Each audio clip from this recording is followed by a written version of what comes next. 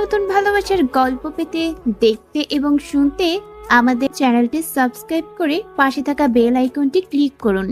আরে ছাড়েন তো, কেউ দেখা ফালাইব। সিথি বারবার জাহেদকে ধাক্কা দিয়ে সরানোর চেষ্টা করছে, কিন্তু সে জড়িয়েই ধরে আছে আর বাড়তি হিসেবে শীতের গালে কষিয়ে চুমু দিচ্ছে। এবার শীতের ভয় তুঙ্গে উঠে গলা শুকিয়ে কাঠ হতে লাগলো। দিক বিদিক শূন্য হয়ে সে জাহেদকে ধাক্কা মেরে বসলো। জাহেদ ছিটকে গিয়ে মাটিতে শুয়ে পড়ল। এতক্ষণ দুজনেই বসেছিল উঁচু করে রাখা মাটির ঢিবির আড়ালে। এই এই ধাক্কা মারলা কে? ইতি উতি করে বসা থেকে একটু উঁচু হয়ে চারপাশে তাকিয়ে দেখতে লাগলো সিদ্ধি। না, কোনো মানুষজন নেই ভেবেই স্বস্তির নিঃশ্বাস ছাড়ল। তবে তৎক্ষণাৎ খেপা চোখে তাকিয়ে জাহেদকে বলল, ওই আসি, দেখেন না? নাকি ডর ভয় নাই? কেউ দেখলে বাইন্ধা পিটাইব। আরে চুরি করতাছি নাকি পিরিত করতাছি, যা হকগলি করে। মজা করেন? শীতের থমথমে মুখ দেখে জাহেদের মজা করার অভিপ্রায় ততক্ষণে গায়েব। এবার সে সিরিয়াস ভঙ্গিতে বলল, দেখলেই তো কেউ নাই, অযথা এত সুন্দর একটা সময় নষ্ট করে দিলা। জাহেদের মুখে বিরক্ত হওয়ার ছাপ স্পষ্ট। সিথি তার কথার পরবর্তীতে কিছু বলতে পারল না। ধরতে গেলে বলার মতো কিছুই জোগালো না তার মুখে। ছেলেটার আচরণে ভয়ের বিষয় হলেও জাহেদকে সে অসম্ভব ভালোবাসে। তাই তো জাহেদ যখন তাকে আড়ালে নিয়ে হঠাৎ হঠাৎ জড়িয়ে ধরে চুমু খায়, তখন সে অসম্মতি প্রদান করে না, আবার যে মন সাই দেয় তাও না। কেবল ভালোবাসার মানুষটাকে হারাতে চায় না বলেই মুখ বুঝে সহ্য করা। বিয়ে তো হবেই, তখন তো জাহেদ কেবল তারই। কিন্তু আজ এভাবে খোলা মাঠে, যদিও বা মাটির ঢিবি আছে, তবুও কোনো বেটা ছেলে খেলতে এলে এভাবে দেখে ফেললে দুনিয়া এক করে ফেলবে। এটা শহরাঞ্চল না, গ্রামাঞ্চল। এখানে প্রেম ভালোবাসার নামে ছোট বড় সবাই পরিচিত, তবে নিষিদ্ধ হিসেবে। তার উপর যদি একান্তে নিভৃতে ঘনিষ্ঠ অবস্থায় দেখে, তখন তো আর কথাই নেই। পুরো গ্রাম জুতার মালা গলায় বিয়ে। লালচে কুসুম আভায় ছেয়ে আকাশে নীলাভ সাদা মেঘরাশির উড়ে চলার সাথে সেটি দেখতে পেল বিরক্ত ভঙ্গিতে জাহেদের চলে যাওয়া। তপ্ত শ্বাস ফেলে স্বগতোক্তি করল, ভালোবাসা হইল আগুন, আগুনে ঝাঁপ দিছ, এখন তো পূর্বাই।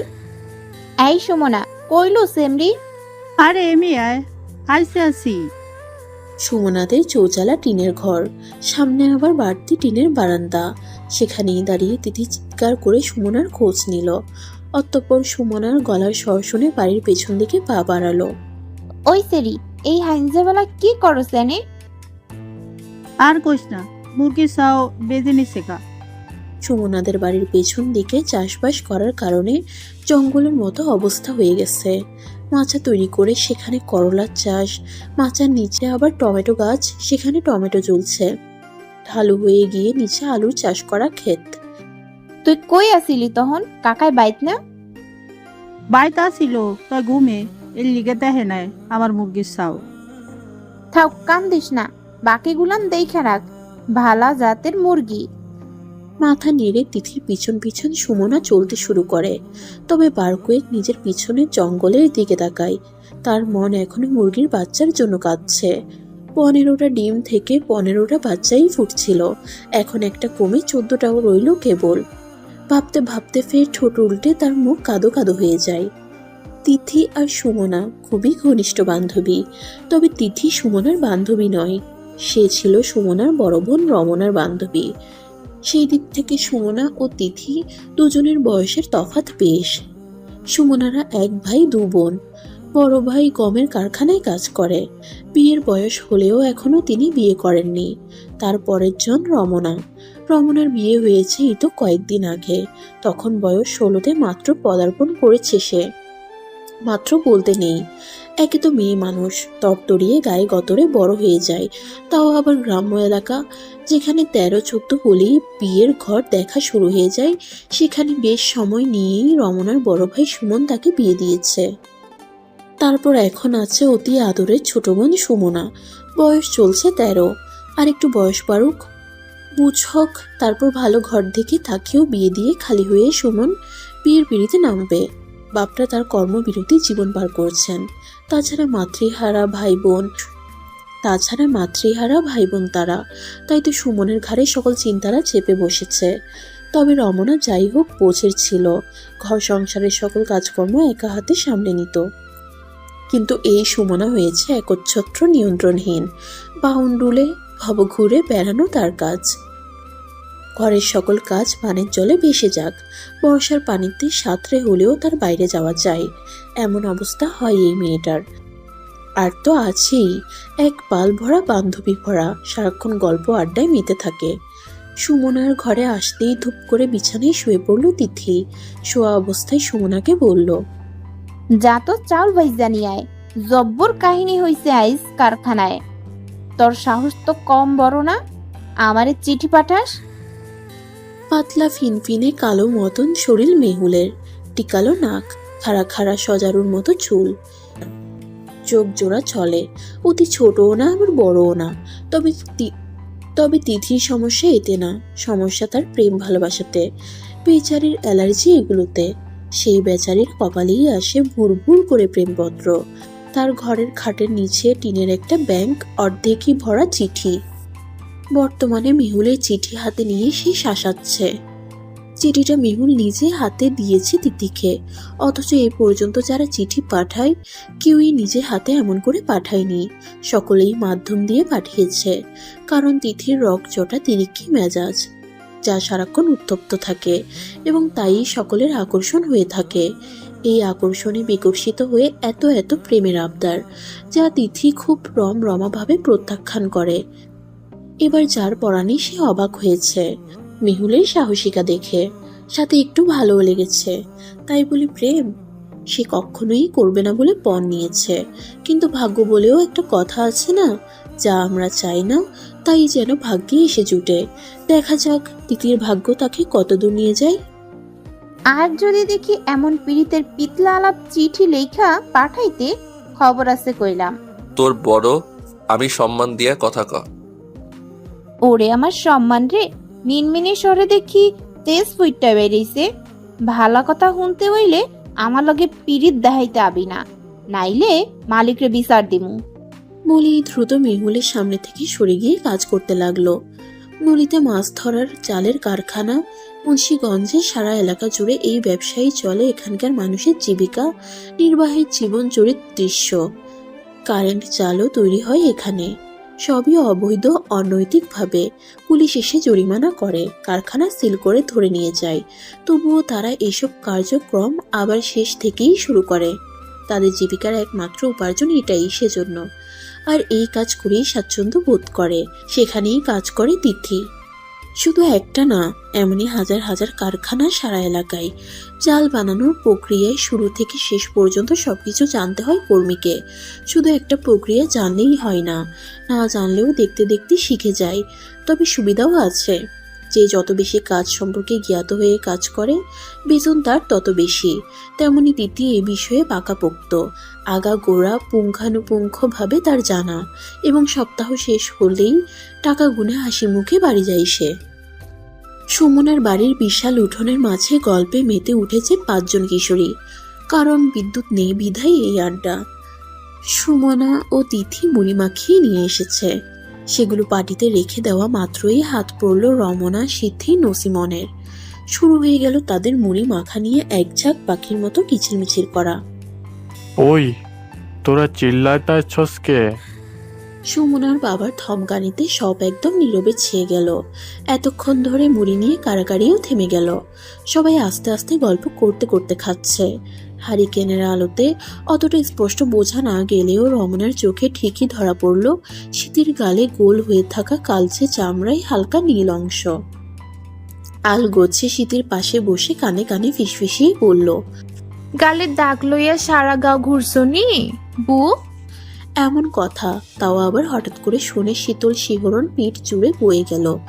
ফাঁকা একটা ঢোক গিলল সিদ্ধি, রমনার 2 বছরের বড় সিদ্ধি। আপনি করে কেউ কাউকেই ডাকে না, ভালোবেসে তুমি আর অতি ঘনিষ্ঠ গাঢ় হয়ে এলে তুই সম্বোধন চলে এখানে। স্মৃতির প্রেম কথন বিষয়ে অবগত এই মজলিসের সকলেই। 2 বছরের প্রেম, তাই বলে অতটা ঘনিষ্ঠ হবে সেই বিষয়ে অজ্ঞাত রমনার চোখ বড় বড় হয়ে সিথির গালের পানে তাকিয়ে দ্রুততার সহিত মাথায় ঘোমটা টানল সিথি। এত গরমে তাকে ঘোমটা টানতে দেখে নসিমন জিজ্ঞেস করলো, কিরে ঘোমটা দিলি কে? গরমে না কতক্ষণ আগে দাপলা দাপলি কইরা ঘোমটা ফালাই দিলি। নসিমন আর সিথি বয়সে লম্বায় সব দিক দিয়ে সমান সমান বান্ধবী দুজনে। নসিমনের প্রশ্নে তোতলানো স্বরে স্মৃতি প্রত্যুত্তর করল, বাড়িতে যামুগা, ভাল লাগতাছে না রে। বলেই ইতি উতি করে আসন ছেড়ে উঠে দাঁড়ালো। তার এমন অদ্ভুত আচরণে সকলেই অবাক দৃষ্টি নিয়ে তাকিয়ে রইল। নসিমন তার সাথে সাথে উঠে দাঁড়িয়ে উদ্বিগ্নতার সহিত জিজ্ঞেস করতে লাগলো, কিরে কি হইছে? প্রিয় বান্ধবীর এমন উদ্বিগ্নতা অন্য সময় হলে ভালো লাগার পরশ হিসেবে মন ছুঁয়ে যেত, কিন্তু আজ তা বিরক্তিকর ঠেকছে শীতের কাছে। সবার এভাবে ছেকে ধরা দেখে রমনা উঠে দাঁড়িয়ে নসিমনকে বসিয়ে দিয়ে বলল, তুমি বও তবু, তারপর শীতের দিকে তাকিয়ে বলল, যাইবার পারবা তো? অন্ধকারে মাঝ রাতেও বাড়ি থেকে দূরে অবস্থান করা, বাথরুমে সাহস করে যাওয়া মেয়েকে এই কথা যেন জিজ্ঞেস করলো। স্মৃতি সহসা বুদ্ধিমান সেই ইঙ্গিত ধরতে পেরে বলল, চল আগায়ে দিয়ে আয়। দুজনে এগিয়ে চলল বাড়ির উঠান বরাবর আঁকাবাঁকা মাটির রাস্তা দিয়ে। পেছনে তাকিয়ে রইল হতভম্ব দৃষ্টি নিয়ে নসিমন ও তিথি।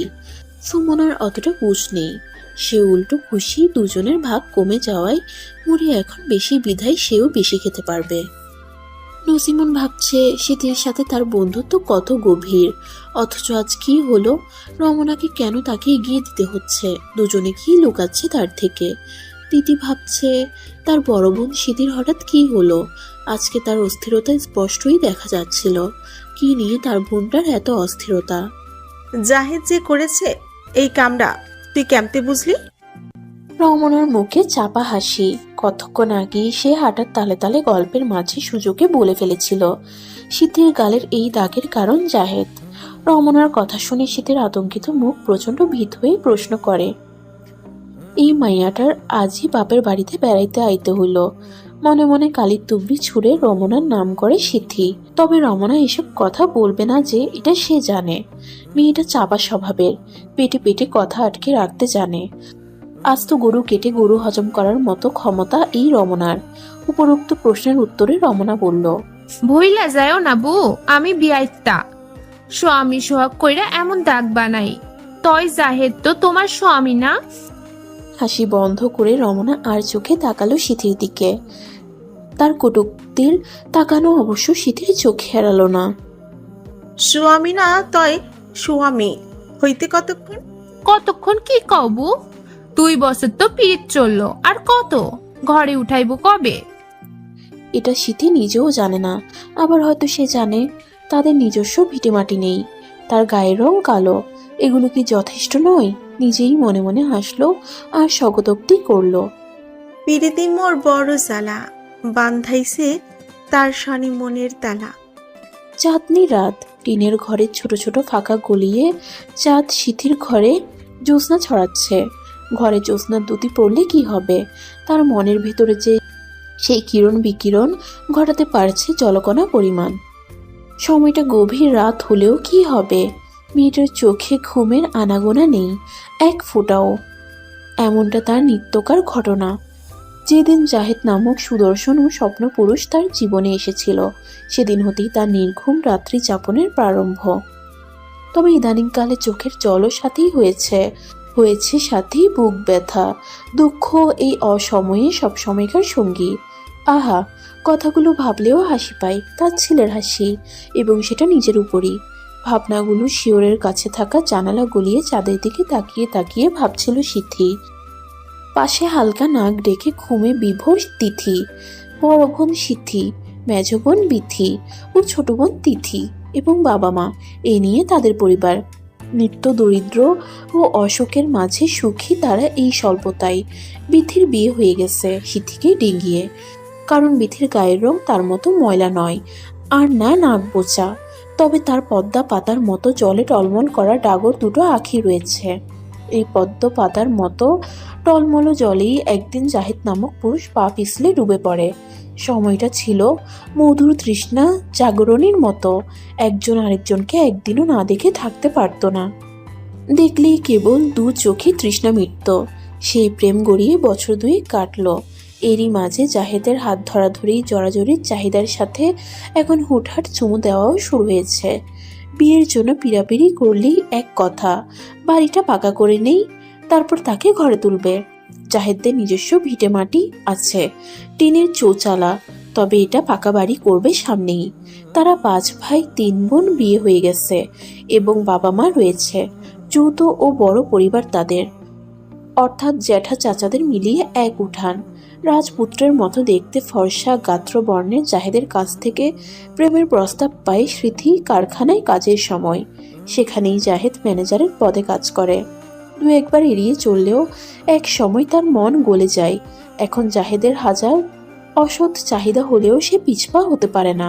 সকল নেশাদ্রব্যের উদ্দেশ্যে ভালোবাসার নেশা, সকল নেশাদ্রব্যের ঊর্ধ্বে যে ভালোবাসার নেশা, এই নেশা ছাড়ে তো নাই, মৃত্যু পর্যন্ত টেনে নিয়ে যায়। এখন শীতেরও একই দশা হতে পারে, ভালোবেসে বাঁচবে নয়তো মরবে।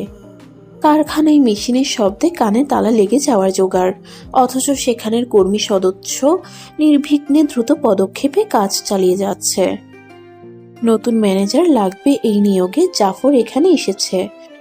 তবে কারখানার মালিক তার বন্ধু, ঘুরে ঘুরে কারখানা দেখছে, কর্মচারীদের দেখছে এবং তাদের কাজে তদারকি করছে।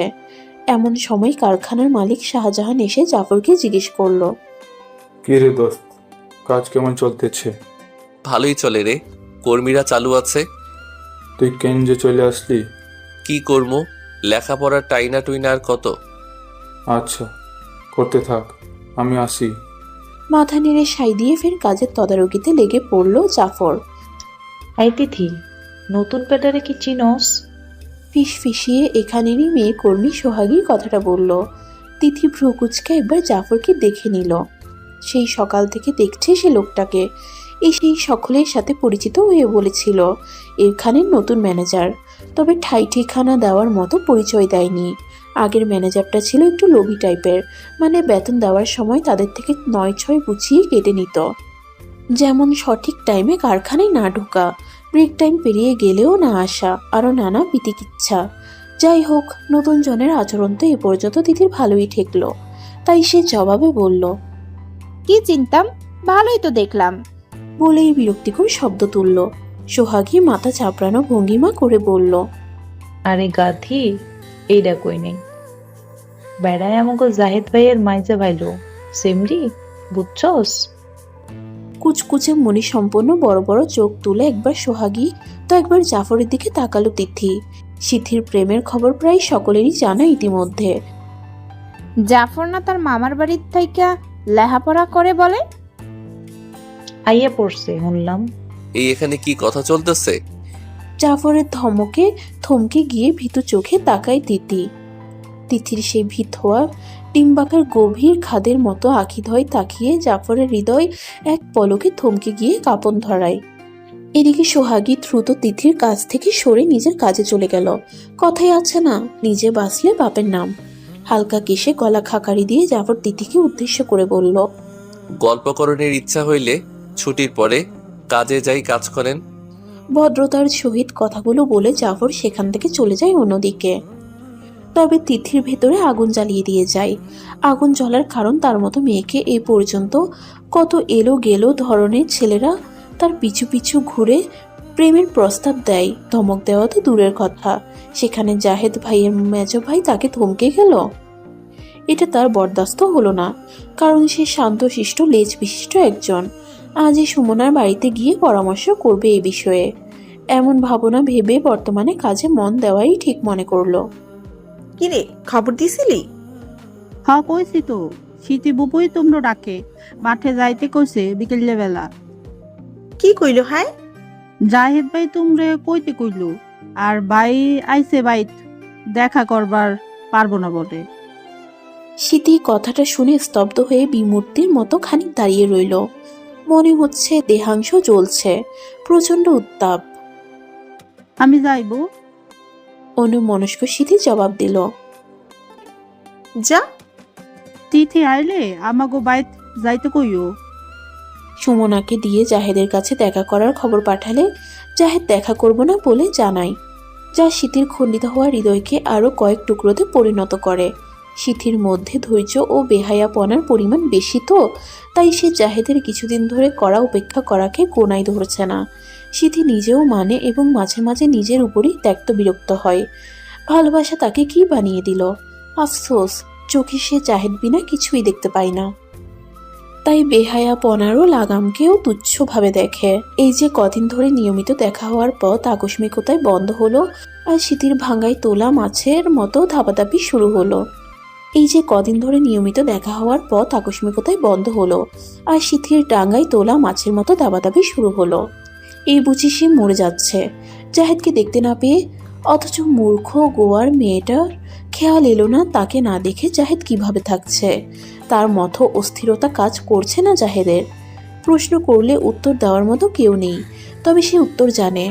জাহেদ ভালো না বাসলেও শীতে তো তাকে মন প্রাণ দিয়ে ভালোবাসে, তাই ভালোবাসার সাথে কষ্টের তীব্রতা তাকে পোহাতেই হবে, হচ্ছে এবং সামনেও হবে।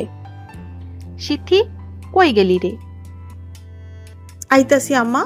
কয়েকদিন ধরে জাহেদের সাথে দেখা না হওয়ায় বিষণ্ণতা ঘিরে থাকা শীতে কাজে যাচ্ছে না, তাই বাড়িতে থেকে মায়ের সাথে সকল কাজে হাত কাটায়। ইদানিন্তনে শীতের মা খেয়াল করেছেন মেয়ের অস্বাভাবিকতা আচরণ, সাথে জালের কাজে না যাওয়াও, কিন্তু মেয়েকে জিজ্ঞেস করেননি সেই বিষয়ে। বলতে গেলে মেয়েদের প্রতি তাদের অর্থাৎ শীতের বাবা মায়ের অতটা গ্রাহ্য নেই। একে তো মেয়ে মানুষ, উপরন্তু চেহারা নেই কোনো স্ত্রী, যার অর্থ কালো, বিয়ের সময়ও যাচ্ছে পেরিয়ে। এত কিছুর কারণে মেয়ের কোনো কিছুই প্রাধান্য দেন না, আর না তাদের সাথে একটু হাসি মুখে কথা বলেন। বাজখাই গলায় চেঁচামেচি করেন, আর হৃদয় সারাক্ষণ কুচকানো থাকে। তিথিটা আবার একটু অন্য ধাঁচের, বলতে গেলে মুখের উপর কথা বলে দেয়, কাউকে মানে না। সবাই বলে তাকে বেয়াদব, ছোট বড় মান্য করে না, তাই তিথির সাথে খুব একটা চেঁচাতে পারেন না। সিথি আবার অমন নয়, ওই যে শান্ত চুপচাপ ধরনের, তাই কথায় কথায় রাগারাগি তার সাথেই দেখান। কইলো থাকিস তুই, ডাকলে সারা পাউন যায় না কেন? তোগো লগে কত আর চিল্লামু, বড় হইয়াও জ্বালাইয়া কাঁদে বইয়া খাওন মারাও। শুনলামই তো, সারাও দিলাম না তন। মুখে মুখে কথা কন শিখছস দেখি। ঝাটার বাড়ি কয়দিন পিঠে পড়ে নাই দেখা মায়ের ভুই লাগাছস। এবার আর কোনো উত্তর দিল না সিথি, মলিন মুখে দাঁড়িয়ে রইল। তাও যেন সহ্য করলেন না তার মা শাহানারা বেগম। খাম্মার মতো দাঁড়াইয়াছস কেন? যা গিয়া দেখ গোবর শুকাইছে কিনা। বাড়ির পিছনে চাষ করা জায়গা, বর্তমানে চাষাবাদ হয় না বিধায় গোবর শুকাতে দেয় সিথিরা। সেগুলো উনুনে দিয়ে রান্না করে। সিথি চলে গেলে এমন সময় তার বাবা সবুর মিয়া বাড়িতে আসেন। তিনি কোনো কাজকর্ম করেন না, এর ওর থেকে ধারটার করে চলেন। বাকিটা সিথি ও তিথির আয়ে চলে এই সংসার। ওই সিথির মা। এরই ঘরে গিয়েছিলেন শাহানারা বেগম। স্বামীর ডাক পড়ায় বেরিয়ে এলেন। সখানে টেকা দাও তো। অবাক ও ত্যক্ত গলায় বললেন, আমি আমি কইতে দিমু তোমারে টেহা।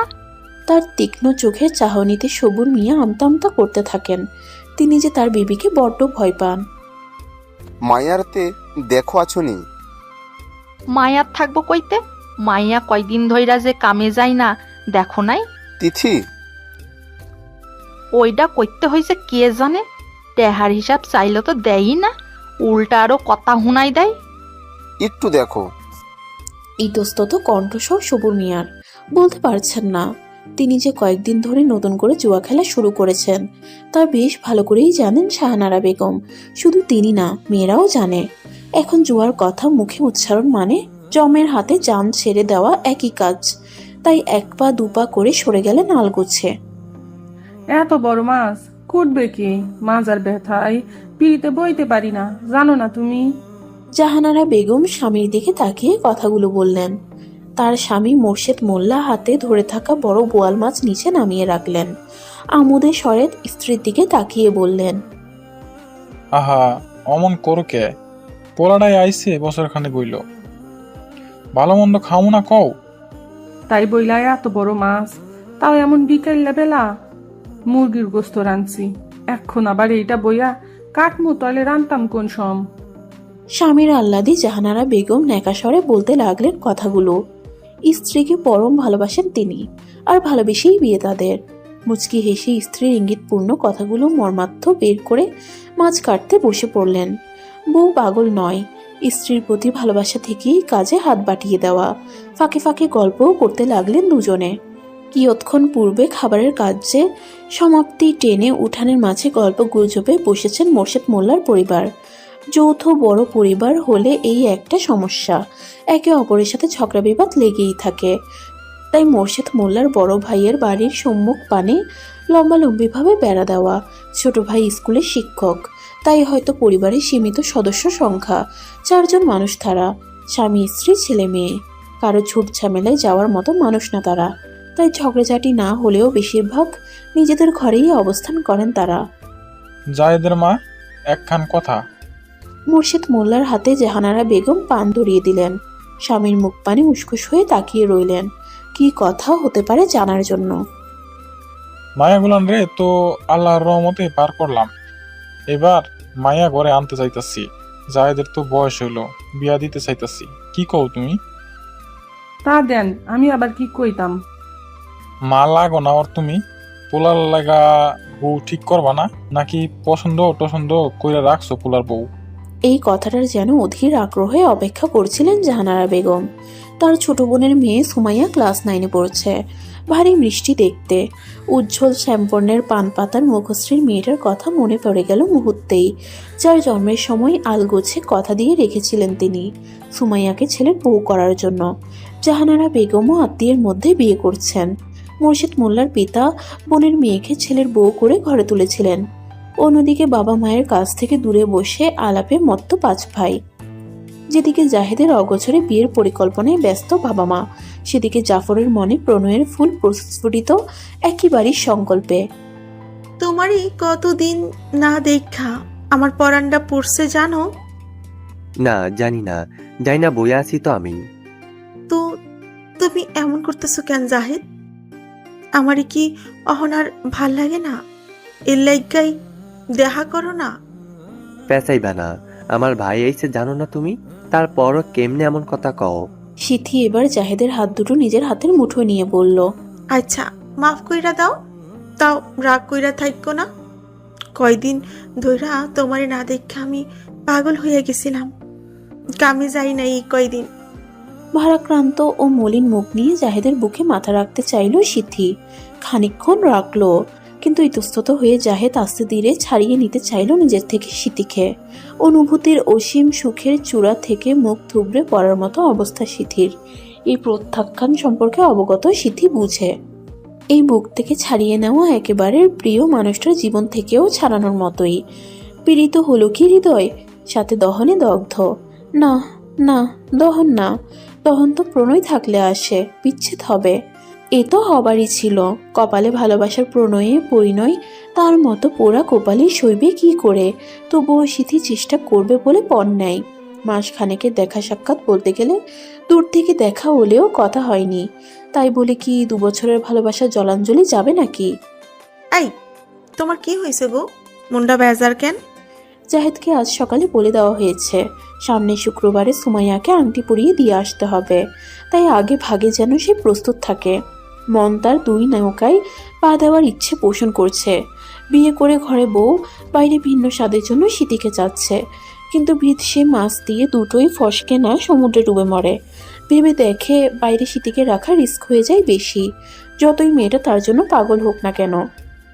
সংসার পাতার জন্য স্বপ্ন দেখছে এতদিন ধরে। ঘরণী হওয়ার যার শখ সে তো বাইরে মনোরঞ্জন করতে চাইবে না। ঘরণী হওয়ার যার শখ সে তো বাইরের মনোরঞ্জন করতে চাইবে না। তবুও একবার বইলা চেষ্টা কইরা দেখবো মানানোর জন্য। এতদিনকার পালা মুরগি না খাইতে পারা কষ্টের।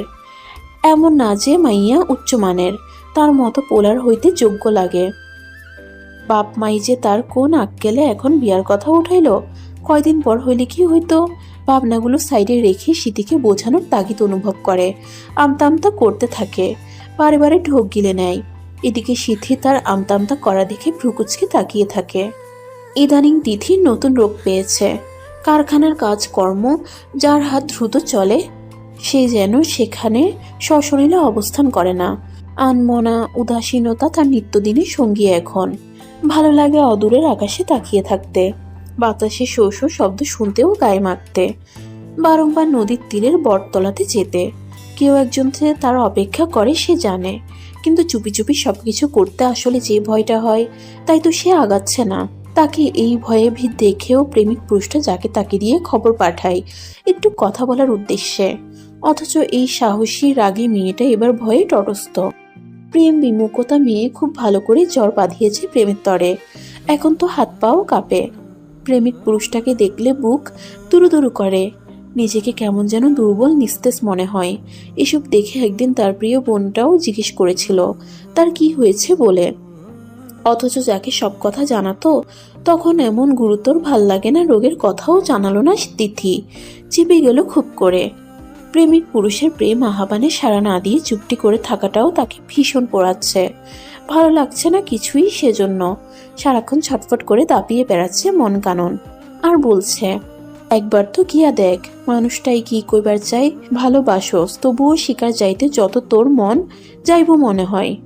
ভালোবাসা হয়ে যায় টুপ করে, যেন মাটির বুকে বৃষ্টিরা আসে চুপ করে, ভিজিয়ে যায় হৃদয় অভ্যন্তরে। মাদল হাওয়া শীতলতা বইয়ে মন খারাপের ধুলি রাশি উড়ে যায় তালে তালে। ওই সুমনা শুই না যা তো। সুমনার হাত পা কাঁপা শুরু করে দিয়েছে। সে লক্ষ্য করেছে কয়েকদিন ধরে জাফর ভাই তাকে পথে ঘাটে দেখলেই ডাক দেওয়া শুরু করে, কি জানি বলার জন্য। তার ভয়ের কারণ সম্ভবত জাফর ভাই তাকে পছন্দ করে, সেটা জানাতে বোধহয় ডাক দেন। ভয়ের আরেকটা ঘোরতর কারণও রয়েছে, তার ভাই সুমনের কানে যদি এই খবর যায় তাহলে তাকে উঠানে শুইয়ে ঝাঁটাপেটা করবে। আগে আগে এসব ভেবেই জাফরের কথা না শুনেই দৌড় দেয়, প্রতিবারের মতোই এবারও। জাফর এক শূন্যতা ভরা নিঃশ্বাস উগড়ে দেয় বাতাসে। মেয়েটা শুনলই না, এত ভালো একটা উপায় প্রতিবারই মাঠে মারা যাচ্ছে তার। বৃথা চেষ্টা চালিয়ে ব্যর্থতা হাসিল হলে যেন মন দগ্ধতা বাড়িয়ে উপহাস করে। আকাশের দিকে তাকালো জাফর। রোদের তীব্রতা আজ বোধহয় একটু বেশি। চৈত্র মাসের শেষ চলছে, এই সময়টাতে বাড়ির কাজটা ধরাই ভালোই হয়েছে, না হলে বৃষ্টি বাদলার দিনে কিভাবে কাজ করাতো। তবুও বৈশাখ মাসে জাহেদের বিয়ের দিন পড়েছে, না জানি তখনকার পরিস্থিতি কি হয়। সব কাজ একসাথেই কেন যে তার বাপ বিজ্ঞ মানুষ হয়েও করতে চাইলেন তার বুঝে আসলো না। তাদের পাকা বাড়ি তৈরি করবে বলে কাজ শুরু করেছে, যেখানেই সময় দিতে হচ্ছে তাকে। বাড়ির চারদিকে খোলামেলা, কোনো বড় কিংবা প্রাচীর তোলা হয়নি, তবে ঘেরাও করে চারদিকে বিভিন্ন ফলের গাছ লাগানো, বেশিরভাগ আম গাছ। সেগুলো এমনি এমনি আম খেয়ে ফেলে রাখা আটি থেকে হয়েছে, এখন বড় হয়ে ছায়াও ফল দিচ্ছে। তাদের বাড়ির ভিটে উঁচু, ঢালুতে ফসল ফলানোর বিস্তৃত চাষের জমি। সেই ক্ষেতের আইল দিয়েই সুমনা হেঁটে যাচ্ছিল, তাকে দেখে দূর থেকে ডাক দিয়েছিল জাফর, অথচ মেয়েটা কিছু না শুনে দৌড় লাগালো। সে শুধু তিতির কাছে খবর পৌঁছে দিতে চেয়েছিল, এই যে কয়েকদিন কাজে যাবে না তার কারণ। এমনিতে মেয়েটা জানে সে যে কাজে যাচ্ছে না, এক এলাকায় থাকার ফলে হয়তো তার কানে পৌঁছেও গেছে জাহেদের বিয়ের বিষয়টা। তবে ওই আর কি, এই বিষয়গুলোর সাথে একটু দেখা করার ইচ্ছে পোষণ করছে জাফর। ভাই লন, আম্মায় পাঠাইছে। জ্যাঠার ছোট মেয়ে বিয়ের বয়সী হয়ে গেছে, বড়টার বিয়ে হয়ে গেছে, এখন শুধু নাতি নাতনির অপেক্ষা। এই ছোটটাই বাকি, এখন অবশ্য লেখাপড়া করে না, তার মন বাদর শুধু ঘোরাঘুরির নামে। না লইয়া যা, আমায় দেখলে ক্যাস লাইব। ভাই দেখি এখনো চাচিরে ভয় পায়। শরমের কথা বলেই সেই শরমে লাল নীল রূপ ধারণ করছে।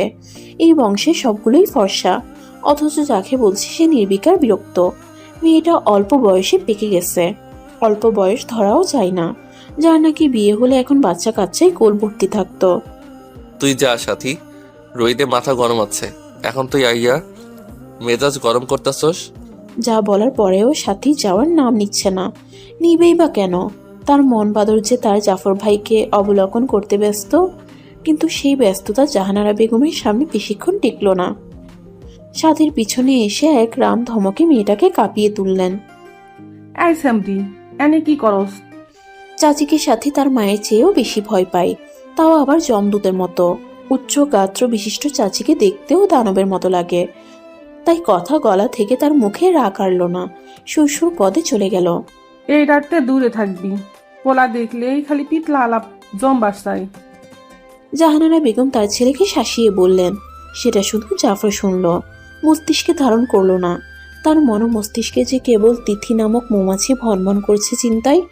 মেয়েটার সাথে যেন দেখা জরুরি হয়ে পড়ছে। বড় ভাইয়ের বিয়ে পর্যন্ত কি অপেক্ষা করতে হবে তাকে? বৃষ্টির জল ধুয়ে যায়, নাহি অন্তর শুকায়। ক্রন্দধ্বনি অবিরত, আসমানে বজ্রপাত যেমন গর্জনরত। তাহার শনে মোর বাসনা কেন যেন পূরণ হয় না, অপূর্ণতাই রয়ে সে যে অধরা স্বপ্ন হয়ে। ভালোবাসা নামক সুখ পাখি দেখেই গেল বেচারি সিথি। তা আর পূরণ হওয়ার নয়, আর না সেই সুযোগ আছে বলে সে দেখছে। টিনের চালায় বৃষ্টির শব্দ তুলে নৃত্য চালিয়ে যাচ্ছে। দুটো দিনের প্রখর দাবদাহ শেষে মাঠঘাট এমনকি মানুষের গরমের চামড়াতে একটু শীতলতার প্রলেপ দিতে এই বৃষ্টির আগমন। কিন্তু সেটা কেবল শীতের হৃদয় নিংড়ানো, কান্না লুকানোর কাজেই লাগছে। তার হৃদয়ে তৃষিত খরা মাটিতে এক ফোঁটা জলের প্রলেপ লাগাতে আজ বৃষ্টির ব্যর্থতা। মরার মতো দিন কাটছে শীতির। সেদিনের পর থেকে দিনগুলো কেমন জানি হয়ে গেছে, না রঙিন আর না মলিন। বোধশক্তি কাজ করছে না। মাঝে মাঝে মনে হয় সে মৃত, আবার মনেও হয় না। কারণ মৃতদেরও তো একটু উপলব্ধি হয় শাস্তি অথবা শান্তির, কিন্তু তার তো সেটাও হচ্ছে না। জাহেদের কি শক্তি তাকে পাহাড় ছোড়া জয় করিয়ে আবার সেখান থেকে ভূমিতলে ধাক্কা দিয়ে সুখ ও দুঃখ দুটোই বোধ করালো। না না, তার শক্তি হবে না, হবে ভালোবাসার শক্তি। ভালোবাসার সেই গাঢ় ও ধারালো অনুভূতি এমনই হয়, জীবন মৃত বানিয়ে ছাড়ে। এই যে এখন যেমন বিছানায় শুয়ে থাকা লাশের ন্যায় শুধু শ্বাস নেওয়া নিথর শীতের তেমনটা অনুভব হচ্ছে। সেদিনের কথাগুলো চোখে খানিক বাদে বাদে দৃশ্যমান হচ্ছে। স্মৃতি, আম্মাই আমার বিয়া ঠিক করেছে তার বোনের মাইয়া সুমাইয়ার লগে। সামনের মাসে বিয়া। শীতের বিশ্বাস হলো না। ওই যে কথাই আছে না, ভালোবাসায় অবিশ্বাস থাকে না, কিংবা থাকতে নেই। তবে ভালোবাসা নামক অভিনয়ে না থাকার ব্যাপারটা অতি নগণ্য। সেটা তো আর জানতো না মেয়েটা। এই শরীরের সর্বস্ব না হোক, মনের সর্বত্রই জাহেদের নাম খোদাই করেছে। আর ফল চোখের সামনেই চামড়ার মুখ নেড়ে অনায়াসে বিয়ের কথা বলে চলেছে। বিমূঢ়তা নিয়ে বিমূর্ত ধারণ করা স্মৃতি ফ্যালফ্যাল নয়নে শুধু চেয়ে দেখছে। বিষয়টাতে সে কি অভিব্যক্তি ব্যক্ত করবে বুঝে উঠতে পারছে না। ইস, কি নিদারুণ কষ্ট। আমার দোষ কি? বহু কষ্টে ভার হয়ে জিহবা নাড়িয়ে বলল কথাগুলো। জাহিদ বুঝতে পারলো ভুল হয়ে গেছে, কথাগুলো এখন বলে। মেয়েটা একদমই আবেগী আর গর্ধব বটে। না জানি আর কি রিয়াকশন বাকি। শুধু গ্রামে বিষয়টা না ছড়ালেই হয়। কোনো দোষ নাই। মাথা নিচু করে নিজের দোষটাও সাথে লুকানো খুব ভালো অভিনয় করে ফুটিয়ে তুলল যে সেও নির্দোষ। মায়ের হাতের কেবল কাঠপুতুল। আমার যদি কোনো দোষ নাওই থাহে তইলে বিয়া বইতেছেন কেন, আর আমারে কইতাছেন বা না কেন? জাহেদ মুখ খুলবে কিছু বলার উদ্দেশ্যে স্মৃতি তাকে বলতে না দিয়ে তার দুগাল ধরে নিজের দিকে নিয়ে বলল, দেখেন আপনি মজা করতেছেন না, আমি বুঝবার পারতেছি। তই জানেন না আমি যে আপনারে অনেক ভালোবাসি। এরপরও কেমনে বিয়ার কথা আমার সামনে কইতে পারলেন? আপনার বুকটা কাঁপাইয়া উঠল না একটুও? আমি সংসার সাজানোর স্বপ্ন দেখতাছি, আর হাউমাউ করে কান্নার ফলে গলাতে দলা পাকিয়ে কথাগুলো আটকে রইল। মুখ ফুটে বলতে আর পারল না। নাকি মুখে পানি এসে বিশ্রী রকম অবস্থা হয়ে গেল। অথচ জাহেদ ঘৃণায় বিকৃত, তবে মনে মনে প্রকাশ্যে কোনো কিছুই সে আনবে না। দোষী হয়ে যেন প্রমাণ না রয়ে যায়। কিছু কন, বিয়াটা ভাঙ্গা দেন। জাহেদকে চুপ থাকতে দেখে হিচকি দিতে দিতে বলল সিথি। তখনও মেয়েটা বুঝলো না জাহেদের ভালোবাসাহীন অভিনয়। এত কান্না করছে তবুও ছেলেটা একটুও তাকে সান্ত্বনা দিল না, আর না কাছে টেনে ভরসা জোগালো। উল্টো অন্য রকমের প্রস্তাব সম্মুখে রাখলো। বিয়াটা বাংতাম কেমতে জানো না? আমরা হগল ভাই বোনরা আম্মারে জমের লাহান ডরাই। হ্যার পছন্দের মাইয়ার লগও বিয়া না বইলে বাইতন বাইর করে দিব। হ্যাঁ, সে জাগা সম্পদ কিছুই পাবো না। আমি আপনার সারা যে থাকতে পারুম না, ময়রা সামু একদম। আহা, মরণের কথা আহে কইতন, আগে হনো কি কই, উপায় আছে একখান। উপায়ের নাম শুনে এবার যেন শীতের কলেজেই পানি এলো। কান্না কিছুটা থেমে শান্ত হলো। উন্মুখ হয়ে চেয়ে রইল বহু আকাঙ্ক্ষার বস্তু জিনিসটা নিজের করে পাওয়ার। কিন্তু আফসোস বুঝলো না জিনিসটা তার কোনো কালেই ছিল না। সে মরিচিকার পিছনে ছুটে চলেছিল এতদিন ধরে, আর এখন মরিচিকা তাকে পিছু ঘুরিয়ে মরার দুয়ারে এনে দাঁড় করিয়েছে। এখন বুঝলেই তো আলা, বিয়া করণই লাগবো। তও আমি চাইতাছি বিয়া করমু, তহ তোমারই করমু। তুমি হইবা বড় বউ। আর বাকি কথা বলার আগে জাহিদ অভিমুখী হয়ে বসে থাকা সিথির মুখের হাবভাব দেখে নিতে চাইল। তার প্রতিক্রিয়া ভালো হলে কথা আগাবে, কিন্তু সেটা বোধহয় আর সম্ভব হলো না। তার মতো ধুরন্ধর মস্তিষ্ককে বুঝলো না যে বাঙালি মেয়েরা সবকিছু ভাগ করতে পারে, তাদের মনে অনেক মায়া থাকে বলে। তবে একটিমাত্র জিনিস, স্বামী নামক ব্যক্তিকে ভাগ তো করতেই পারে না। উপরন্তু মায়া মমতা তখন কাজে আসে না, আসে হিংস্রতার রাগ। আমি কেন বড় বউ হইতে যাবো? আমি হুদাই আপনার বউ হমু, আর কেউ না। থেমে কান্নায় ভেজা রক্তলাল চক্ষু নিয়ে জাহেদের ঘামে বেছা শার্টের কলার ধরে বলল, শুনেন, আপনারে খালি আমি ভালোবাসি। ওই মাইয়া যেটারে আপনার মায় দেখাইয়া রাখছে, হয়তো আপনারে ভালোবাসে না। হের লেগা আমি আপনার বউ, অনের লেগা যোগ্য। মাথার উপরে তপ্ত রোদের ঝলকানি, যার দরুন মাথার তালু গরমে উত্তপ্ততর হয়ে আছে। মুখ হতে সারা দেহ ভ্যাপসা গরমে ভিজে জবজবে। তবুও শান্ত মনোভাব নিয়ে ধৈর্য ধরে সিটিকে বুঝিয়ে চলেছে নিজের কার্য হাসিলের জন্য। অথচ মেয়েটাকে দেখো, নাচর বান্দার মতো একটা কথাই ঘ্যান ঘ্যান করে চলেছে তার কলার ধরে। মাত্রাতিরিক্ত বিরক্ত সাথে মেজাজও গরমে দফা দফা হয়ে এবার গর্জে উঠল জাহেদ সিথির উপর। তোর সাহস হয় কি কইরা আমার কলা টাননের? বলেই সিথির হাত কলার থেকে ছুটালো, সাথে এত বছর বেহিসাবি অপরিমাণদর্শী ভালোবাসা ও স্বপ্ন দেখার জন্য উপহার স্বরূপ থাপ্পড় দিল। নিজেরে দেখছোস কোনোদিন আই নাই? কাইল্লা মাইয়া, নাই বাপের একখানা বিড়া, এর উপরে বাপে খেলে জুয়া। কত দিক দিয়া তোগো সমস্যা, তাও তো তোর কপাল ভালা, কয়দিন আমার লগে পিঠ চালালি।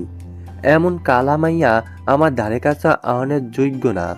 আর তো বিয়ে করন দূরের কথা, এর মধ্যে এমন জুয়ারি মাইয়া। আমার বৌহনের শখ নি হের আবার, হ্যাঁ কত শখ।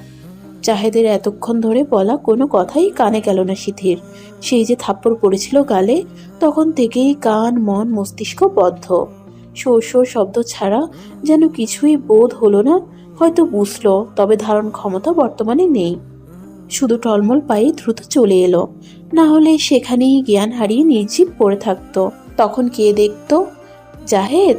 সে তো এখন মনের আগুনে পুড়ে ছাই হয়ে হাওয়ায় ধোয়া হয়ে মিশে গেছে। ব্যাককল আপনি, মাথায় আক্কল নাই? আপনি কোন আক্কলে ওই হামবলত সুমনারে ডাক পারতে গেছেন? অয় যদি কেউরে কইয়া দেয়? কি কইব শুনি? জাফরের নির্বিকার নিরুৎসাহিত উত্তরে তিথির গা চলে উঠল যেন।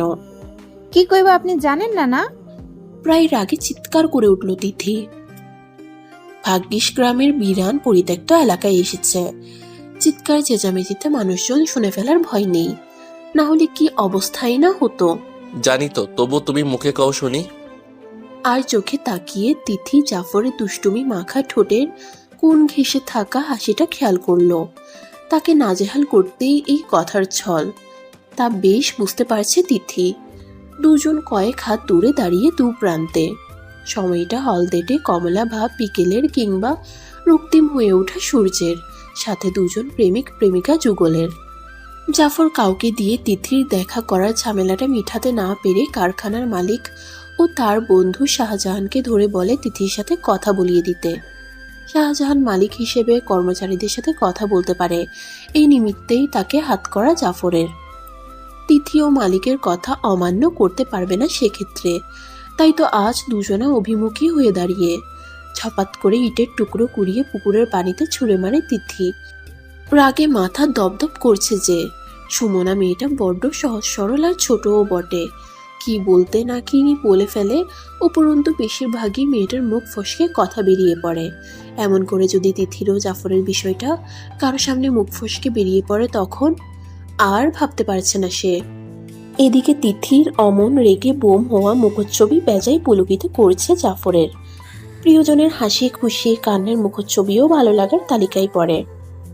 তাই জাফরেরও ভালো লাগছে প্রেমিকার রাগের ছটায় লাল হওয়া মুখাবয়ব। মাথা নত করে স্মিত মিষ্টি হেসে জাফর শুধালো। আচ্ছা ছাড়ো, রাগ করে লাইগা ডাক পারছিনি। তাই কি এর লেগে ডাকছেন? তেজরা চাহনি দিয়ে ঘাড় বাঁকিয়ে জিজ্ঞেস করে তিথি। তার জানার আগ্রহ বেজায় নারাজ করে জাফরের মন। সে কি এখন বুঝাবে তাকে কেন ডাকা হয়েছে? কিভাবেই বা বলবে ভালোবাসার কথা? মেয়েটা কি বুঝে না? আর নাকি না জানার ভান করছে? করলেও বা সে কেন তার ডাকে সাড়া দিয়ে এলো? বুঝো না? সোজাসুজি প্রশ্ন জাফরের, যাতে মেয়েটাকে একটু ভড়কে দেওয়া যায়। কিন্তু পরক্ষণেই চাল উল্টে ভারী পড়লো জাফরের উপর। তিথির কথায় সে ভড়কে গেল। আলাদা ভাবছিলাম, দয়ার হকগুলের মতো আপনিও। কি আর করা, হুদাহুদি সময় নষ্ট। ভেঙচি কেটে কথাগুলো বলে হাঁটার পথ ধরল তিথি। বেচারা তা দেখে কতক্ষণ থম ধরে থমকে দাঁড়িয়ে রইল। অতঃপর দৌড়ে পিছু ছুটল তিথির। সেটা বুঝতে পেরে মিটিমিটি হাসতে লাগলো তিথি। শুরু হলো ভালোবাসার আরেক অধ্যায়। শেষটা কেমন হবে? সুখে নাকি দুঃখের সমাপন? সিথিবুর, কি হইছে রে? তারে দেখি না যে কদিন হইরা।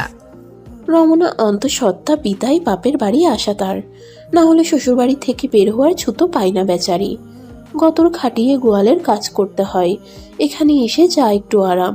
ও বাড়িতে সেটা হয়ে ওঠা ব্যারাম। কইবার পারতাছি না, বউ তো মাসখানেক ওইলো কাম সারছে। এইডা লইয়া ঘরে মেলা অশান্তি চলতেছে। মাইরও খাইছে আম্মার হাতে, তাও কেমনে জানিরা কারে না মুখে। ও বাড়িতে সেটাও হয়ে ওঠে ব্যারাম। রমনার প্রত্যুত্তরে তিথির দুঃখে ভরা জবাব। অবশ্য বেশ চিন্তিতও দেখা যাচ্ছে মেয়েটাকে। আমার তো ডর করতাছে রে তিথি। নসিমন পাশ থেকে বলে ওঠে। তার মুখে ভয়ের কথা শুনে তিথি আঁতকে উঠে বলল, কি কও, আমারও তো ডর লাগতাছে। বুড় বড় কোনো অসুখ হইল নি? আরে সেরি কি কস, অসুখ আইব কে? তাই যেটা আইছে ওইটাও কম বড় অসুখ না। কি হইছে বুড়, তুমি জানো নি? কও দেহি আমারে। নসিমন কি বলবে এই মেয়েকে ভেবে পেল না। যদিও জাহেদ ও সিদ্ধির প্রেমের খবর তাদের জানা, তবে বিয়ের খবরটা এখনো চওড়া হয়নি। যদিও জাহেদ ও সিদ্ধির প্রেমের খবর তাদের জানা, তবে বিয়ের খবরটা এখনো চাউর হয়নি। যখন বিষয়টা উদ্বেলিত হবে তখন আর ভাবতে পারছে না। চোখে মুখে ধেয়ে আসা ঝড়ের আভাস পায় নসিমন। জাহেদ দেখতে সুদর্শন হলে কি হবে, উপর দিয়ে ফিটফাট ভেতর দিয়ে সদরঘাট ধরনের, বিধায় নসিমন পছন্দ করতো না। যখন সিটির কাছে ছেলেটার কথা শুনলো তখন সরে আসার কথা বুঝালো, কিন্তু মেয়েটা শুনলে বা বুঝলে তো। এই সেরি, সেদিন কথা শুনানোর লাইগা খাড়াইতে কইছিলাম, খাড়াইলি না কে? সুমনার একদম সামনে দাঁড়িয়ে জাফর প্রশ্নটা করলো। বেচারির শরীর তখন বাঁশপাতার মতো তিত্তির করে কাঁপতে লাগলো ভয়ে, যেটা জাফরের চোখে অচিরেই ধরা পড়লো। ছেলেটার রাগে লাল মুখও হয়ে পড়লো। মেয়েটা তার কথা তো বুঝেই না, উল্টো পাল্টা ঠিকই বুঝে নেয় নিজ থেকে। গঞ্জের থেকে ফিরছিল জাহেদের বিয়ের প্রয়োজনীয় জিনিসপত্র কিনে। ভ্যান বাড়ির দিকে পাঠিয়ে সে হেঁটে হেঁটে আসছিল বাকি পথটুকু। হাতে কলা খেতে খেতে আসছিল। কোন শয়তানে পেয়েছিল কে জানে। দানযুক্ত কলা ছিল বিধায় মুখের ভেতর থাকা দানাগুলো সুমনের মুখে ছুঁড়ে মারল।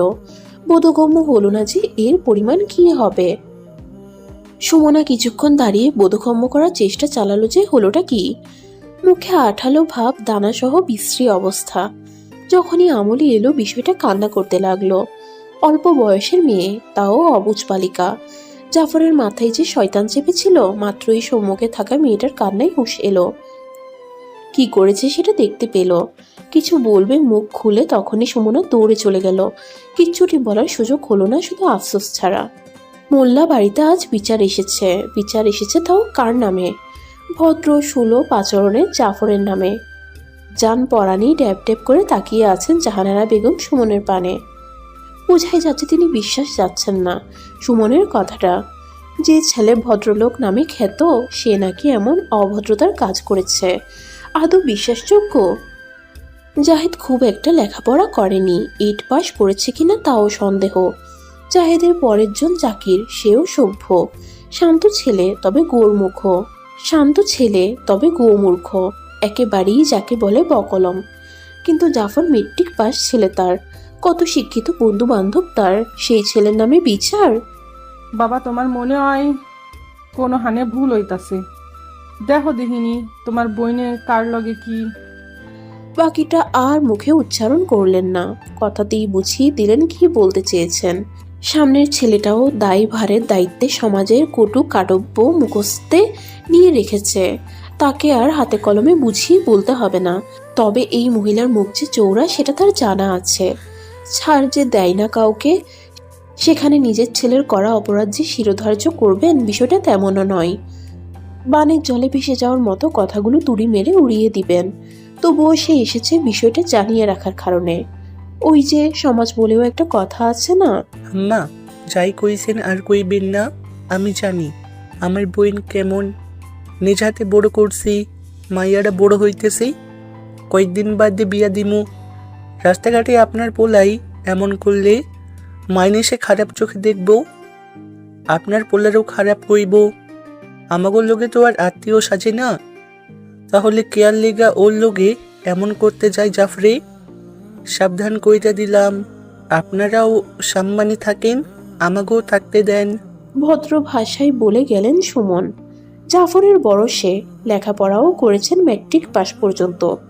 তার প্রতি একটু হলেও ঈর্ষান্বিত জাহানারা বেগম। একদিকে কেউ ঘরে বউ তুলে তো অন্যদিকে কারো হৃদয় পুড়ে। কারো সুখের জোয়ার আসে, অন্যের সাথে সাথে সেই সুখের জোয়ারে দুঃখে ভাসে কেউ।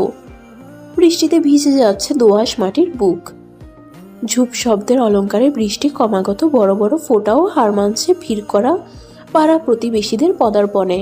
টিনের চালার বৃষ্টির সেই তীক্ষ্ণতার শব্দ আরও একজনের চিৎকারের হাহাকারে হার মানছে। ঘরের দোর গোড়ার সামনের অংশটুকুতে সাদা কাপড়ে কারো মৃতদেহ ঢাকা। ভাগ্যিস এই বাড়তি জায়গাটা রয়েছে বলে, না হলে এই বৃষ্টিতে উঠানের কোথায় রাখতো মৃতদেহটাকে। তার পাশেই স্তব্ধ হয়ে বসে দুজন বয়স্ক মানুষ, দু এক ফোঁটা জল তাদের চোখ দিয়েও ঝরছে। তবে বলা মুশকিল আদৌ তাদের এই কান্নার কারণটা কি। সিথি গলায় দড়ি দিয়েছে কথাটা পাঁচকান হয়ে গ্রামে ছাউর হতে বেশি সময় নেয়নি। তাই তো এই প্রলয়কারী ধ্বংসকারী বৃষ্টিতেও মরা বাড়িতে মানুষের উপচে পড়া লোক সমাগম। তাদের আগমন ঘটে বাড়িতে শোকোৎসব মাতমের মতো রূপ দেখে অনেকেই বিলাপ কাতরোক্তি দিচ্ছে এবং কি সহমর্মিতাও দেখাচ্ছে, কিন্তু কোনো কিছুরই একজনের কানে যাচ্ছে না, যে তাকে মায়ের মতো আদরে যত্নে মমতা দিয়ে আগলে বড় করেছে, যার সান্নিধ্যে সবচেয়ে বেশি থেকে বড় হয়েছে তিথি। আজ তার মৃত্যুতে মেয়েটা আকাশ পাতাল কাঁপিয়ে চিৎকার দিয়ে যাচ্ছে, যেমন মরা কান্নার সুর তুলে, আমার বউ মরে নাই গো, তারে মাইরা ফেলাইছে, তারে মাইরা ফেলাইছে, আল্লাহ গো। সমাবেশকৃত মানুষজন গুনগুন করে কেউ কেউ বলছে মেয়েটা বোধ হয় পাগলাইয়া গেছে। তো কেউ কেউ বলছে কে মারবো, সিথি কত ভালো মাইয়া আসিল, সাতেরা করতো না। তো কেউ কেউ বলছে দেহগা ভালা না চাই, ভালো হইল কি অমন বুইবা আত্মহত্যা করেনি। এত সব কথার পিঠে কেবল তিথির রোদন ভরা আর্তনাদ। কেউ বুঝলো না মেয়েটার কথার সঠিক অর্থ। তুমি বুঝো না আমারে? বুঝনের মতন আর পরিস্থিতি নাই জাফর ভাই, সবকিছু বদলাইয়া গেছে। একটা মরণ। পূর্ণাঙ্গ হলো না কথাটা। হু হু করে ঠুকরে কেঁদে উঠল তিথি। আসলেই তো সবকিছু বদলে গেছে একটা মৃত্যুতে। একই পরিবারের দুজন মানুষ অপর এক পরিবারের দুজন বিপরীত লিঙ্গের প্রতি আকৃষ্টতায় বিচ্ছিন্ন রূপ নিয়েছে বর্তমানে। তবে এখানে একজন সর্বভঙ্গের মূলে ছিল, সেজন আদৌ ভালোবাসেছিল না, সে তো অন্য আসক্তিতে মজে ছিল। চাহিদা ছিল, তবে প্রেমাসক্তের নয়, দৈহিকতার চাহিদা। জাফরের ভালোবাসার সত্যতা পরিমাপের আগেই এমনতর অঘটনে তসনসের অনাথ সৃষ্টিতে তিথি প্রেমের ডোর ছিঁড়ে দিল। দেওয়ার চেষ্টায় মত্ত অবশ্য, ভালো তো সেও বেশি ছিল, নিজের সকল ভয় সংশয় দূরীভূত করে। কিন্তু সেই ভয়ই ফিরে এলো, সংশয় বাধা দিল, দেখিয়ে দিল প্রাণ প্রিয় মাতৃতুল্যা বোন সিথির মৃত্যু থেকে শিক্ষা হয়নি বলে আঙ্গুল উঠিয়ে শাসালো। এর পরেও সেই পরিবারের একজন সদস্য হওয়ার আশা স্বপ্ন বই ধোয়া ছাড়া কিছুই না। সিথির মৃত্যুর 15 দিন হলো, কিন্তু তিথির ভাঙা মনের পরিবর্তন এলো না। আর না পারল জাফর তার ভাইয়ের করা কর্মকাণ্ডের বিরুদ্ধে কোনো প্রতিবাদ করতে, যেটা কিনা তিথির থেকে তার দূরত্ব বাড়িয়ে দিল। স্বাস্থ্যের বিষয়ে অবশ্য তিথি কিছু বলেনি। তার মধ্যাকার নীরবতা আজকাল আগের মতো রণচণ্ডী ভঙ্গিতে ফিরে আসতে অক্ষম। আগে রমন উড়নচণ্ডী রূপ ধরার সাহস পেয়েছিল, বড় বোন মাথার উপরে ছায়া হয়েছিল বিধায়। এখন কেউ নেই সুখ দুঃখ ভালো মন্দ কথা বলার জন্য। আর ভালোবাসার মানুষটা, তার কথাও বলা হলো না, সেই মানুষটাকেও কাছে টানা হলো না। আকস্মিক বিপর্যয়ে ছিটকে পড়ল দুজন দু প্রান্তে। জাহেদের কানেও গিয়েছে সিথির মৃত্যু সংবাদ। একটু মর্মাহত কিংবা ব্যথিত হলেও কি পারত না? অথচ দিব্যি মত্ত নববিবাহিতা বধূতে একটুও কি হৃদয় ছুঁতে পারেনি মেয়েটা? পক্ষান্তরে কার জন্য এত মূল্যবান জীবন বিসর্জন করলো? চিরাচরিত দৃশ্য, প্রেমের ফাঁদে বিসর্জন দিল প্রেমিকা মন প্রাণ। ভাই তুমি এত খারাপ, ছি। কি চিচি করস? বুঝা কথা কবি কইলম, তোর বড় আমি। বড় দেখা কি হইছে? দোষকরণের বেলায় বড় যে কথাটা মনে আছিল না? শুকনো ঢোক গিলল, বোঝা হয়ে গেছে কিসের কথা বলছে জাফর। এদিক ওদিক দেখে নিল, না কোথাও সোমাইয়া নেই। মরে গিয়ে শান্তিতে থাকতে দিচ্ছে না মেয়েটা। কি কস? বালাকিরা কথা কবি। আমার ভালো মানুষটারে, যেইনি কাদার মতো নরম মনের মাইয়াটার মন লইয়া খেলতে পারে, মরণ ছাড়া গতি রাখে না, তার লগিনে আমার ভালা কথা। জাফরের অবাক হওয়ার অভিনয়ে বেজায় বিরক্ত দেখা গেল জাহেদকে। ভাই বলে রেহাই পেয়েছে বোধ হয়, নাহলে আস্ত রাখতো না সম্মুখে একই রক্তের মানুষটাকে। কিন্তু দুজনের একজনও আপাতত রেশারেশিটা সবার সামনে আনতে নারাজ। একজন পরিবারের চিন্তা করে তো অন্যজন নিজের ভালো মানুষের মুখোশ উদ্ঘাটন হওয়ার ভয়ে। শোক পালন একদিন, 2 দিন উপরে গেলে 10-12 দিন। তাই বলে মাস ধরে শোকাভিভূত হয়ে কাজকাম ছেড়ে ধ্যান জ্ঞান করে ঘরের কোণে বসে থাকলে তো চলবে না। এইসবে তিক্ততাই ছেয়ে বিষাক্ততার মিশ্রণ স্বরে দাঁত কিরমিরিয়ে শাহানারা বেগম বলে উঠলেন, কাম কাজ কি করবি না? একটাই তো ময়রা বাইসা গেল, এখন বাহি একটা জ্বালাই জ্বলতাছি। হেডাও কেন যে বাইসা আছে, ময়রা আমাগো শান্তি দিলেও তো চলতো। মুখ বাঁকিয়ে তো কথাগুলো বলে ফেললেন, খেয়াল করলেন না কাকে বললেন। নিজের পেটে ধরা সন্তানকে। সন্তানের মৃত্যু কামনা করা কখনো মা হয় না। মাতৃত্বের মায়া মমতার ছিটেফোঁটাও তার মধ্যে কাজ করছে না। দারিদ্রতা কি এতটাই প্রখর শক্তির সম্পন্ন? যে বাবা মায়ের চোখে অর্থের পট্টি বেঁধে রাখার ক্ষমতা রাখে? না হলে কেন চাইবে সন্তানের মৃত্যু? তাহলে জন্মই বা কেন দিল? তারাও তো পৃথিবীর কোলে সুখে নেই, দুঃখের কাটায় ক্ষত বিক্ষত হৃদয়, জীবন অঙ্গারে জ্বলিত। তবে তিথিরও বোঝ আছে, এসব কিছু মাথায় নিল না, কিংবা তার অতিশোকে পাথর হওয়া হৃদয়ে স্পর্শ করল না। ঠিক যেমনটা জাফরের হাজারো প্রেমানুভূতি মিশ্রিত উক্তি, কিন্তু মন তো বলেছে অন্য কথা, ডাকছে অন্য সুর। বড্ড করুণ শোনায় সেই সুর। তিথি শুনতে চায় না, 2 হাতে কান বন্ধ করে নেয়। মন কি কানের সাথে সম্পৃক্ত নাকি?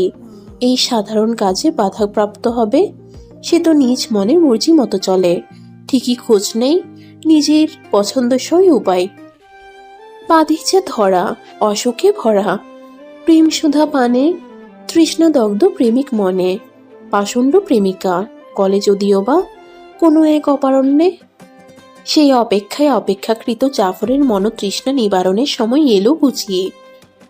এমনই এক অপরাহ্নে চিঠি এলো, তিথির চিঠি, তার ভালোবাসার মানুষের চিঠি। সে জানতো তার মতো তিথিও ভালো নেই। ভালোবাসা ঘন মুহূর্তগুলো যে দুজনারই মানসপটে ভেসে উঠে। কতই না হাসি খুশি প্রেম প্রণয় মুহূর্ত ছিল সময়গুলো। হাতে হাত রেখে অন্য সবার মতো ঘনিষ্ঠতা না থাকলেও ছিল অনুভব করে দুজনের চোখে অবিরামভাবে বলে যাওয়া না বলা কথা স্রোতধারা। এই যেন নিহিত ছিল ভালোবাসার গভীরতা, একে অপরের জন্য দুশ্চিন্তা, যত্নশীলতা। এত সব কি সহজেই মুছে ফেলা যায়? শরীরের অংশ কেটে ফেলা গেলেও মনের দাগের গভীরতা খুবই তীক্ষ্ণতর রয়ে যায়, আর ক্ষণে ক্ষণে পুনরাবৃত্তি করে স্মৃতির পাতা প্রমন্থনের মাধ্যমে। চিঠির লেখা অনুযায়ী দেখা করতে বলা হয়েছে জাফরকে যেখানে, বর্তমানে সেখানেই দাঁড়িয়ে সে। বিস্তৃত মাঠ মারিয়ে কলকলিয়ে বয়ে চলা নদীর ধারে আনমনা উদাসীন ভঙ্গিতে দাঁড়িয়ে থাকা জাফরকে দেখলে মনে হয় হেরে যাওয়া প্রেমিক যোদ্ধা কোনো, তবুও আশার রাশ ধরে আছে। সেই অপেক্ষায় মুক্তি দিতে সুফলা আগমনে তিথি মৃদু স্বরে ডেকে উঠে, জাফর ভাই।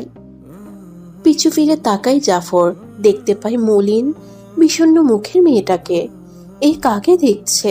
এই কদিনে কি হাল করেছে মেয়েটা। শরীর শুকিয়ে একটু কালচে হয়ে গেছে গায়ের রং, তবুও মায়া ভরা চোখে তাকিয়ে রইল জাফর। ভালোবাসে তো, মেয়েটার কষ্টে তার হৃদয়ও ব্যথিত হয়। মন বলে উঠে এগিয়ে গিয়ে প্রেমপূর্ণ আলিঙ্গনে জড়িয়ে নিতে প্রেয়সীকে। বাধ্যে গভীরভাবে যেন মরণের আগ পর্যন্ত আগলে রাখা যায় এ বাঁধন। পিছে ভাবে তিতির ভাবনায় তার স্পর্শ অন্যভাবে নিলে নিবেই তো। নাজুক মেয়েটা লাজুকও বটে। এইসব বিষয় স্পর্শকাতর করবে তাকে, যা প্রেমিক মনেও আঘাত হানবে। পুরুষ মানুষ বলে কাঁদতে পারে না নিজের অপারগতার কারণে। মেয়েটাকে ভালোবাসার দুটো কথা বলতে গিয়ে এখন জড়তা কাজ করে। সেখানে ভবিষ্যতে নিজের অর্ধাঙ্গী রূপে পাওয়ার আশা করতে ভয় হয়, যা নেহাতি বোকামি মনে হয়। কি দেখেন? জাফর এক ধ্যানে তাকিয়ে থাকতে দেখে তিতি শুধালো। দৃষ্টির পলক ফেলল জাফর। নিস্তরঙ্গ সময়ে এক দমকা শীতল হাওয়া বইয়ে দিয়ে গেল যেন তিথির কণ্ঠধ্বনি জাফরের কর্ণকুহরে। আমার ভালোবাসার মানুষটারে। কথাটা শুনে তিথি থমকে গেল, কিন্তু চমকালো না। অতঃপর নদীর পাড় ঘেঁষে বিস্তীর্ণ ঘাসের উপর বসলো। অদূর পানে শূন্য মনে চেয়ে রইল কতক্ষণ। জাফরও তার থেকে কিছুটা দূরত্ব বজায় রেখে বসলো। তবে সে তাকিয়ে রইল উদাসীন নির্লিপ্তভাবে ধারণকারিণীকে। জাফর ভাই, জীবন এত কঠিন কেন? কারণ তার নাম যে জীবন। দুঃখ সুখ মিলাইয়াই তো মানুষের জীবন। কিন্তু সবাই তো সুখের অভাবী, দুঃখের অভাবী হইতে কেটে চায়। অবাকি হওয়া লাগে না। সুখ দুঃখ দুইজন একে অন্যের পরিপূরক দেখা একটার অভাবে আরেকটা থাকবই। জাফরের পানে এবার পূর্ণ দৃষ্টি নিক্ষেপ করলো তিথি। চোখে চোখ রেখে বলল, তাইলে আপনার আর আমার মাঝে কে দুঃখী আর কে সুখী কন্ত? যা বোঝার বুঝে গেল জাফর। জাফর সুখী হলেও সে সম্মুখে থাকা মেয়েটার মাঝে তার কিছু সুখ ও স্বপ্নের অংশ নিহিত, সেটা বলার জন্য মুখ খুলল। ওই যে কইলাম না, একে অপরের পরিপূরক, একটাই মাথায় গাইতে রাখো। তুমি আমার আর আমি তোমার পরিপূরক। একজন ছাড়া অন্যজনের অস্তিত্ব নাই গো। তোমার মাঝে আমার সুখ দুঃখ স্বপ্ন আশা। বলি এই প্রথম এগিয়ে গিয়ে তিথির দুহাত নিজের মুঠোয় নিয়ে ফের বলল, তুমি যেমন আমারে ছাড়া থাকবার পারো নাই, আমিও তোমারে ছাড়া এতদিন ভালো আছিলাম না। বুকটা খালি আমাগো পথ আলাদা না জাফর ভাই? উত্তেজিত জাফর মুহূর্তে স্তব্ধ। শান্তম বনে গেল তিথির কথায়।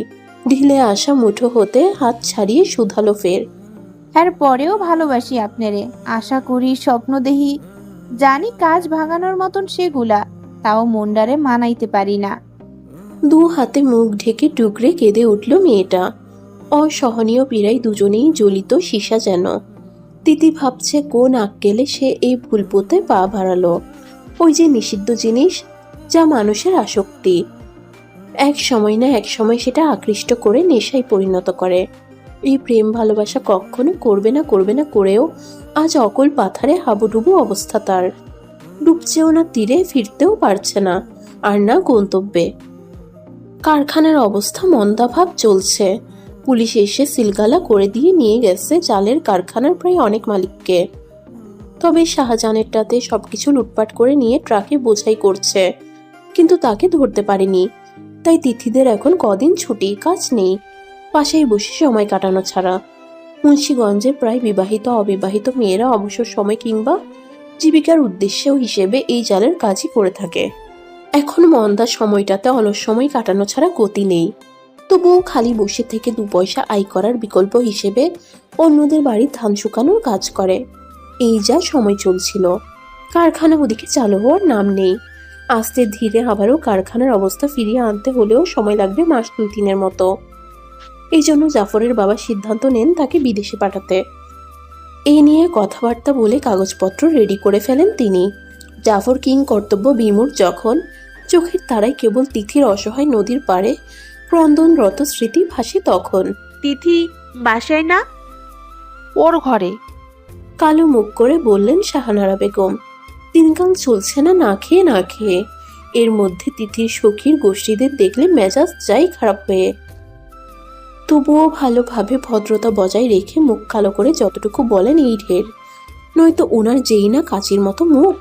তিথির চোখের নিচের কালো রেখার প্রদর্শিত চিহ্ন যেন বলে দিচ্ছে মেয়েটার গত হওয়া কত শত নিদ্রাবিহীন রাত্রি যাপনের। শায়িত তিথির শিওরে গিয়ে বসলো নসিমন, সাথে সুমনাও এসেছে। কতদিন হয়ে এলো তিথির দেখা মিলে না। সিতিবুর মৃত্যুর আর জাফর ভাইয়ের বিদেশ গমন যেন ভেঙে দিয়েছে মেয়েটাকে। চুলে থাকা রশ্মি তলে জ্বলন্ত মোমের মতো কাজ করেছে বিদেশ যাত্রা। সান্ত্বনা বাণী যেখানে তুচ্ছতম, তবুও নসিমনের আশা ভরসা হয়ে সহমর্মিতা হয়ে সাহস যোগান দেওয়ার জন্য। কারণ পরিস্থিতিটাই এমন। স্মৃতি তো মরে গিয়ে বেঁচে গেছে, যদিও সেটা ধর্মবিরোধী কাজ। তবে যারা বেঁচে থেকে চিন্তা লাশ, তাদের অনুভূতি কেমন? তিথির অবস্থা এখন তেমনই, অনুভবের বাইরে, আবার আর্তনাদ হিসেবে গুমড়ে মরা ভেতরে ভেতরে। কোন দেশ যাইতাছেন? মাথা নত জাফরের জবাব। তিতির ভাবাবেগ নেই, অনুভূতিহীন সে। জড় পদার্থে গড়ে দিয়েছে সিথির মৃত্যুর পার্শ্ব প্রতিক্রিয়া অর্ধেক, আর বাকি অর্ধেক জাফরের দূরে যাওয়ার ভীতি কাজ করেছে। যার দরুন এত সব দম বন্ধকর পরিস্থিতিতে আজ মেয়েটা অনুভূতিহীন। জাফর বলেছিল তাকে চিঠি পাঠাবে, কিন্তু সেখানে বাদ সাধে শাহজাহান। অল্প শিক্ষিতা তিথি এসব চিঠি আদান প্রদানে অজ্ঞ। উপরন্তু জাফরের পরিবারের কাছে ধরা পড়ারও ভয় নিহিত, কারণ চিঠি আসবে সেখানে আগে। তাই শাহজাহানের পরিকল্পনা মতে চিঠি আদান প্রদান করার কাজ সে না হয় করল সাবধানতা অবলম্বন করে, কিন্তু দেখা যায় পরিবেশ বুঝে পরিস্থিতির পরিবর্তন। কথাই আছে, বাণিজ্যে গেলে বাণিজ্যের ভাও। বিদেশে গিয়ে সেখানের পরিবেশে নিজেকে মানিয়ে নিতে নিতেই সময় লেগে যায় জাফরের। পরিবারকেও চিঠি পাঠানোর সময় হয় না, আর না মনের মস্তিষ্কে কারো স্মৃতিতে কুটকুট করে।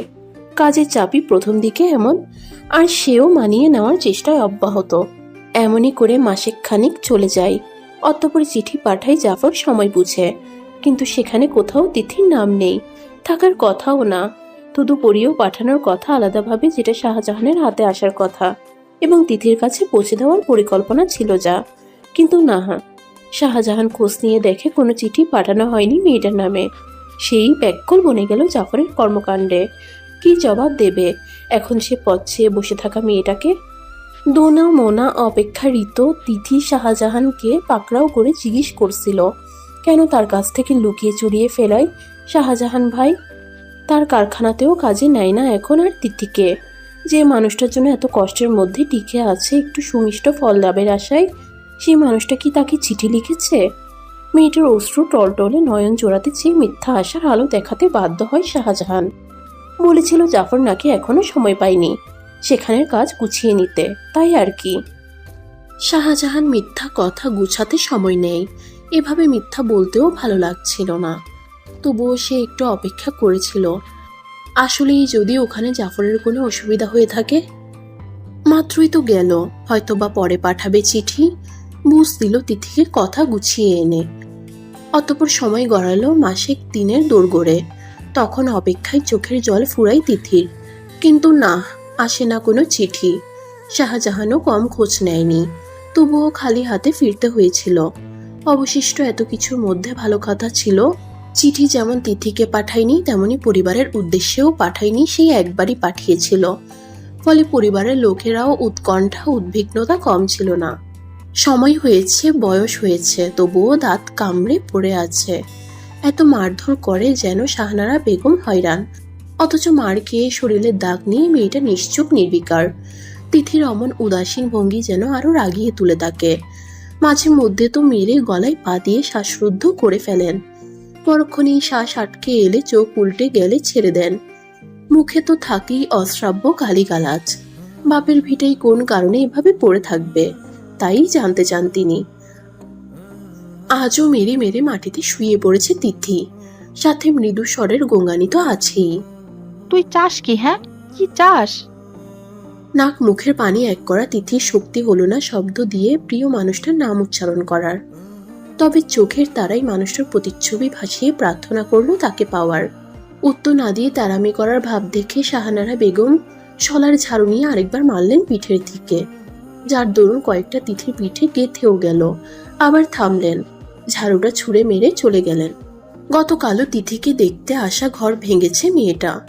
মানুষজন এসেছিল দেখার জন্য, অথচ সে দরজায় খিল দিয়ে বসেছিল।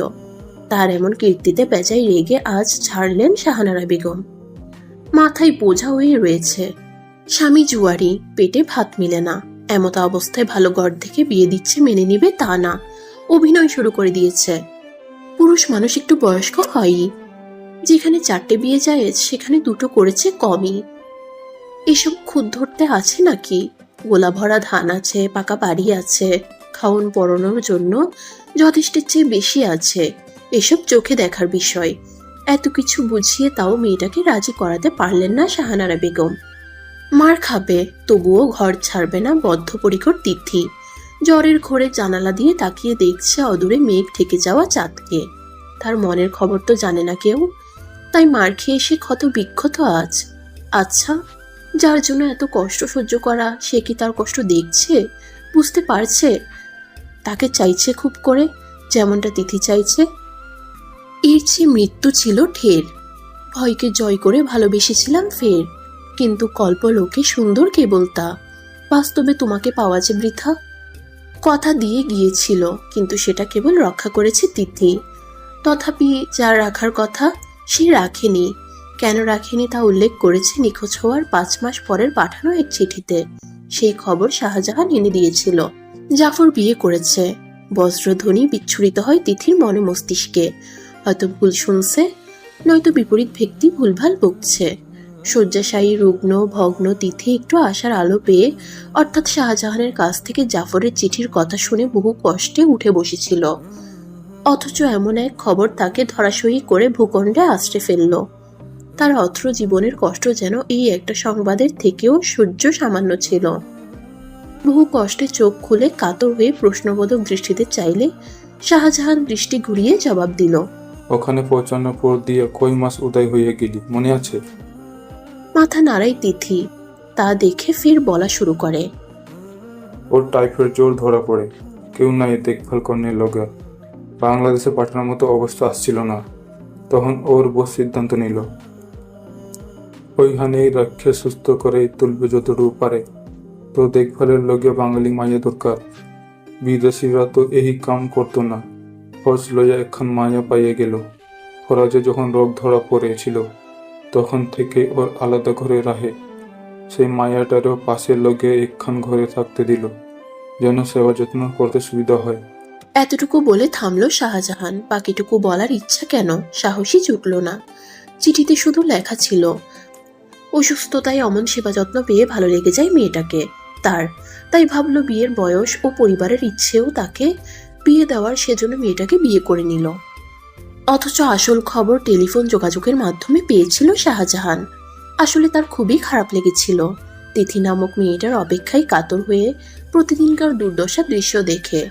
কার না মায়া লাগবে এমন স্নিগ্ধরূপী মেয়েটার প্রতি, মেয়েটার ভালোবাসার জন্য অসীম ধৈর্যের সাথে দেওয়া অপেক্ষার পরীক্ষা দেখে।